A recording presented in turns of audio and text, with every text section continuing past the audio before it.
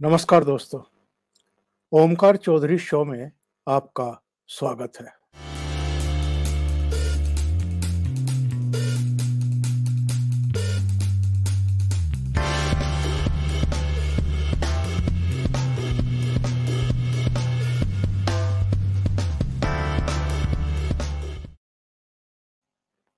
आज बात करेंगे बबीता फोगाट के काफिले पर हुए हमले की।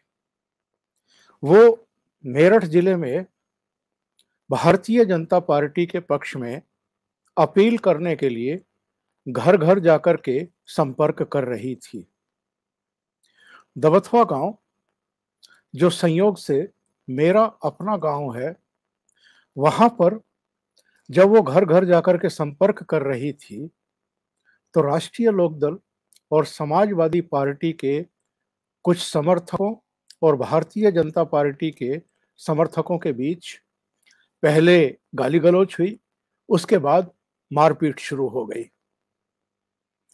दो तरह की खबरें आ रही हैं।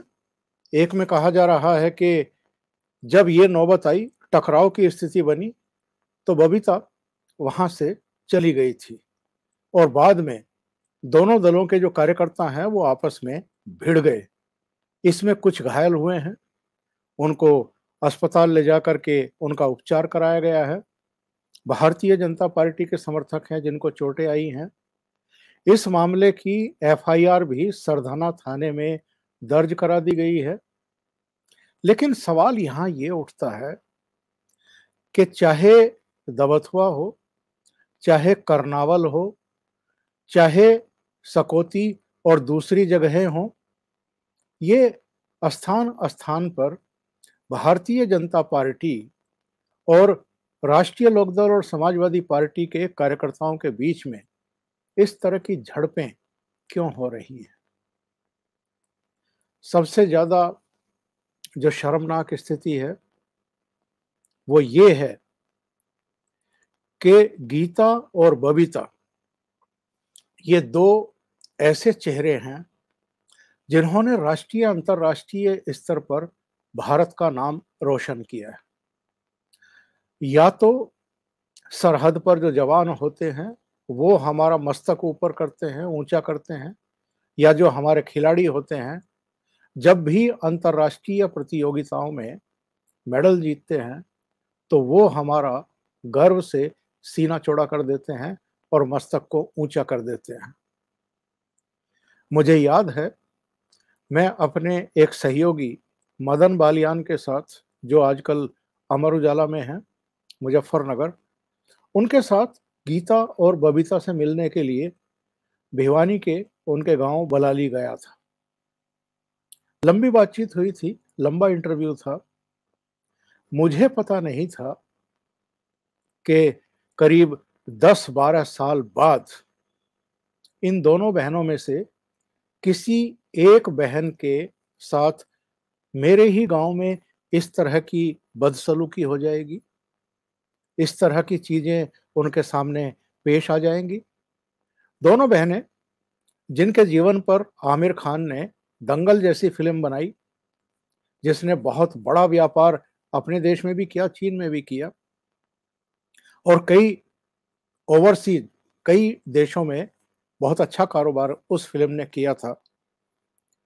ऐसी हस्ती, वो चाहे भारतीय जनता पार्टी के साथ है, कांग्रेस के साथ है, समाजवादी राष्ट्रीय लोकदल के साथ है या किसी भी दल के साथ है, वो अगर उन दलों के प्रचार के लिए कहीं भी जाती हैं तो क्या उनका एक सम्मान नहीं रखा जाना चाहिए? उनका किसी पार्टी पॉलिटिक्स से ऊपर उठ करके अभिनंदन नहीं किया जाना चाहिए? और मैं इसको संयोग कह लीजिए, दुर्योग कह लीजिए, कि जब 5 फरवरी को ये घटना घटी, अपने गांव में नहीं था। मैं दिल्ली में हूं और मैंने गांव के अपने मित्रों से, जानकारों से, करीबियों से इस घटना के बारे में डिटेल जानकारी ली है और मैं हैरान परेशान हूं कि इस तरह की घटना बबीता के साथ वहां घट गई और हम लोगों को अभी भी शर्म नहीं आ रही है। बबीता का एक बयान में देख रहा था, उन्होंने कहा है कि मेरे प्रचार पर कोई फर्क नहीं पड़ेगा, मैं तो इन्हीं कांटों से निकली हूं, इन्हीं कांटों में कमल खिलाएंगे।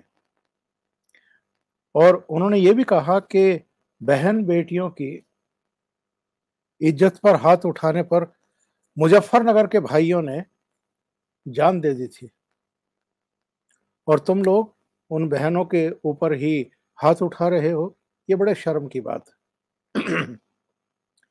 बबीता और गीता के बारे में मैं बताता चलूं। इनके पिता महावीर सिंह ये जाट किसान परिवार से हैं, और जो देश का नाम इन्होंने रोशन किया है पूरे परिवार ने। इनकी एक और चचेरी बहन है, उसने भी मेडल जीते हैं राष्ट्रीय अंतर्राष्ट्रीय स्तर पर। हरियाणा में उनको एक सम्मान हासिल है, बल्कि पूरे देश में हासिल है।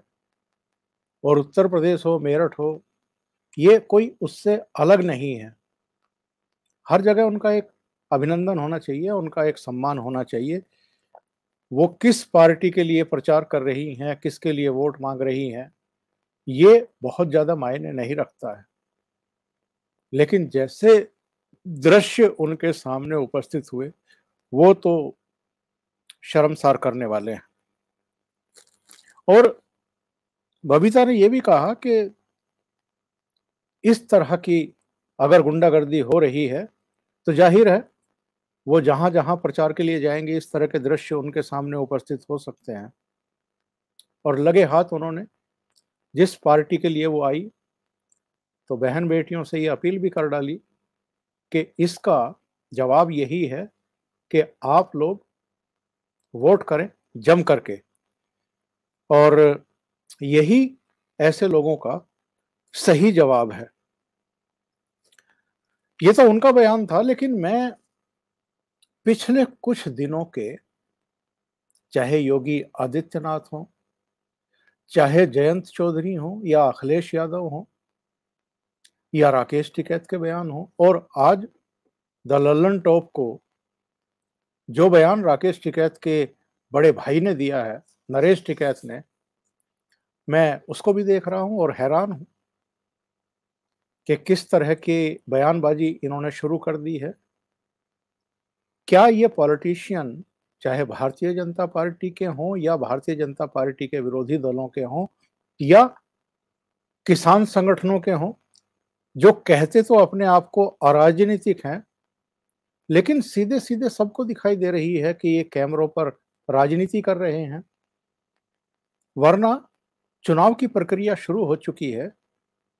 पहले चरण के मतदान 10 फरवरी को होने हैं, दूसरे चरण का 14 फरवरी को होना है। ऐसे समय अगर आप संयुक्त किसान मोर्चा के नाम पर जमावड़ा बनाते हैं, कोई बैठक बना करते हैं और बैठक में ऐलान करते हैं कि साहब किसान भारतीय जनता पार्टी को सबक सिखाएं क्योंकि उसने वादा खिलाफी की है। क्या राकेश टिकैत को, दर्शन पाल को, योगेंद्र यादव को, इनको इतनी समझ नहीं है, या ये लोगों की आंखों में धूल झोंकने की कोशिश कर रहे हैं कि जब चुनाव की प्रक्रिया शुरू हो गई है तो कोई भी डेडलाइन दी हो, चाहे 15 जनवरी दी हो या 15 फरवरी या 15 मार्च दिया हो, जो शेष मांगे रह गई थी 3 कृषि कानूनों की वापसी के अलावा, उनके लिए क्या इंतजार नहीं कर सकते हैं? कोई ऐसी आफत आ गई है कि जो डेडलाइन दी गई थी उसी डेडलाइन पर सारी मांगे पूरी कर दी जाएं? लेकिन ये एक बहाना तलाश कर रहे हैं फिर से कि भारतीय जनता पार्टी के खिलाफ गांव-गांव जाकर के प्रचार करें। इनके इनकी अपील का क्या असर पड़ेगा ये तो बाद में पता लगेगा, 10 मार्च को जब रिजल्ट आएंगे। लेकिन जिस तरह की बयानबाजी हो रही है, योगी आदित्यनाथ ने किसके बारे में कहा था कि हम उनकी गर्मी निकाल देंगे 10 मार्च के बाद। ये बयान उनकी तरफ से आए थे उन वीडियोज पर जो कैराना क्षेत्र में कहा गया कि 20,000 ही जाट हैं और हम तो 90,000 हैं, अगर जाटों ने नाहिद हसन को वोट नहीं दिया तो हम घुस भर देंगे। फिर एक बयान शामली से आया, वो वीडियो वायरल हुआ, उसमें भी इसी तरीके से धमकाया गया था।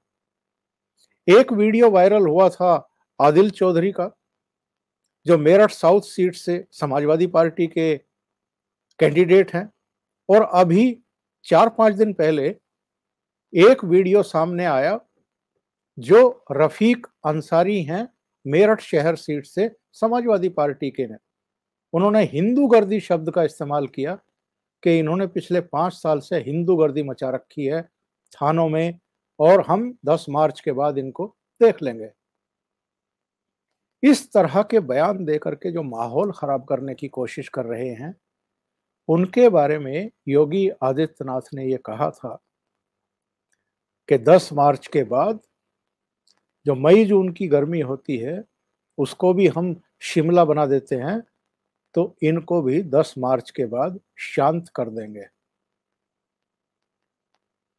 तो सवाल ये है कि गर्मी वाले बयान पर अखिलेश यादव ने क्यों रिएक्ट किया, जयंत चौधरी ने क्यों रिएक्ट किया, और अभी नरेश टिकैत ने यह बयान क्यों दिया कि मुख्यमंत्री हैं, उन्हें इस तरह के बयान देना शोभा नहीं देता, इस तरह की भाषा का इस्तेमाल करना जो है वो शोभा नहीं देता। फिर उन्होंने कहा कि बहुत बड़े प्रदेश के मुख्यमंत्री हैं, शिमला देखना है तो हम शिमला जाकर देख आएंगे, यहाँ किसे शिमला दिखा रहे हैं आप, और जो हम अपनी पर आ गए तो जाड़े में गर्मी दिखा देंगे। मतलब नरेश टिकैत मुख्यमंत्री को एक तरीके से धमकी देने पर उतर आए हैं। क्या ये गर्मी वाला बयान नरेश टिकैत या राकेश टिकैत या अखिलेश यादव या जयंत चौधरी के लिए दिया गया था, या उन तत्वों के लिए दिया गया था जो जाटों और हिंदुओं के खिलाफ भड़काऊ बयानबाजी कर रहे हैं, धमकी देने पर आमादा हो गए हैं? मैंने इसीलिए कहा है कि पश्चिमी उत्तर प्रदेश में जगह जगह जो ये टकराव की स्थिति देखने को मिल रही है, जो हिंसा होनी शुरू हो गई है, एक दूसरे पर लाठी डंडों से, ईंट पत्थरों से अटैक हो रहे हैं, ये कोई शुभ संकेत नहीं है। सरकार किसकी बननी है, जिसकी बननी है बन जाएगी, लेकिन जो गांव का भाईचारा खत्म हो रहा है, जो पार्टी पॉलिटिक्स में ये टकराव की नौबत दिखाई दे रही है, क्या इस क्षेत्र के लिए सही है, शुभ है? मेरी दृष्टि में तो इससे ज्यादा चिंताजनक स्थिति और कोई नहीं होगी। ठीक है, अतीत में यहां पर चौधरी चरण सिंह, उसके बाद अजीत सिंह की पॉलिटिक्स चलती रही। उस समय कांग्रेस ने जब जब अपने पैर जमाने की कोशिश की तो नहीं जमने दिए गए। उसके बाद भारतीय जनता पार्टी ने आहिस्ता आहिस्ता पहले थोड़ा कम लोगों को, उसके बाद फिर ज़्यादा लोगों को टिकट देने शुरू किए, यहाँ से एमएलसी बनाने शुरू किए, राज्यसभा में लोगों को भेजना शुरू किया, संगठन में उनको पदाधिकारी बनाया, विधान परिषद वगैरह में लेकर के गए। तो इस क्षेत्र के जो जाट किसान हैं, उनको लगा कि हमें सम्मान मिल रहा है, वो भारतीय जनता पार्टी से जुड़ते गए। और आज अगर भारतीय जनता पार्टी 17 लोगों को, 17 जाट किसानों को टिकट दे रहे हैं, चुनाव लड़वा रहे हैं, और पिछली बार भी सर्वाधिक जाट विधायक चुन करके आए थे भारतीय जनता पार्टी के टिकट पर, और शायद इसी विश्वास पर इस बार भी उतने ही लोगों को टिकट दिया गया है, उससे एक ज्यादा टिकट दिया गया है। समाजवादी पार्टी, राष्ट्रीय लोकदल मिलकर के लड़ रहे हैं, अच्छी बात है। अगर उनको किसान वोट देते हैं तो किसी को क्या आपत्ति हो सकती है। लेकिन जिस तरह की लैंग्वेज का इस्तेमाल किया गया, इसी दबथवा में 7 दिसंबर को अखिलेश यादव की और जयंत चौधरी की रैली हुई थी। वहां भी काफी बातें कही गई थी। इस पर किसी को ऐतराज भी नहीं है। आप अगर सीमाओं में रह करके किसी पर अटैक कर रहे हैं, किसी की कमियां गिना रहे हैं, तो ये भी एक डेमोक्रेटिक सिस्टम में आपका अधिकार है। लेकिन अगर आपके बयानों से टकराव बढ़ता है, हिंसा की नौबत आती है और इस तरह के दृश्य पैदा होते हैं जगह-जगह, तो क्या इन लोगों को चिंता नहीं करनी चाहिए? और बयान किसी और के लिए दिए जा रहे हैं और आप उड़ता हुआ तीर लपक करके उसको अपने ऊपर ले रहे हैं, तो ये किसकी गलती है? और जिस तरह की राजनीति ये दोनों भाई कर रहे हैं, राकेश टिकैत और नरेश टिकैत, वो भी ये शो करता है कि ये लोग विशुद्ध रूप से राजनीति ही कर रहे हैं। संजीव बालियान के साथ इन्होंने जिस तरह का टकराव मोल लिया, जिस तरह के बयान उनके बारे में दिए, उमेश मलिक जो बुढ़ाना से एमएलए, उनके बारे में इन्होंने किस तरह की बयानबाजी की, और बिल्कुल पड़ोस की मलिक खाप है, जहाँ से उमेश मलिक आते हैं, उनको ये कहना कि आप बालियान खाप में घुस नहीं पाएंगे, ये कौन सी किस तरह की पार्टी पॉलिटिक्स हो रही है? या अगर आपको गैर राजनीतिक भी बने रहना है और भारतीय किसान यूनियन को ही चलाना है, तो भी भाईचारा बनाए रखने की जिम्मेदारी क्या बाकी लोगों की है, आप लोगों की नहीं है? ये जो जाट किसानों में ही ये विभाजन करने पर लगे हुए हैं, टकराव की नौबत पैदा कर रहे हैं, इस तरह के बयान दे रहे हैं कि हम भी गर्मी निकाल देंगे, चीफ मिनिस्टर की गर्मी निकाल देंगे, भारतीय जनता पार्टी की गर्मी निकाल देंगे। तो अतीत के रिजल्ट क्या बताते हैं और अभी हाल के पंचायत चुनाव के रिजल्ट क्या बताते हैं? किसकी गर्मी निकली थी? इस तरह की चीजों से सिवाय टकराव के और कुछ नहीं होता है। अभी के लिए इतना ही। बहुत बहुत धन्यवाद। अगर आपको ये चैनल और इसके कंटेंट पसंद आ रहे हैं तो लाइक करें, कमेंट करें, वीडियो को शेयर भी करें।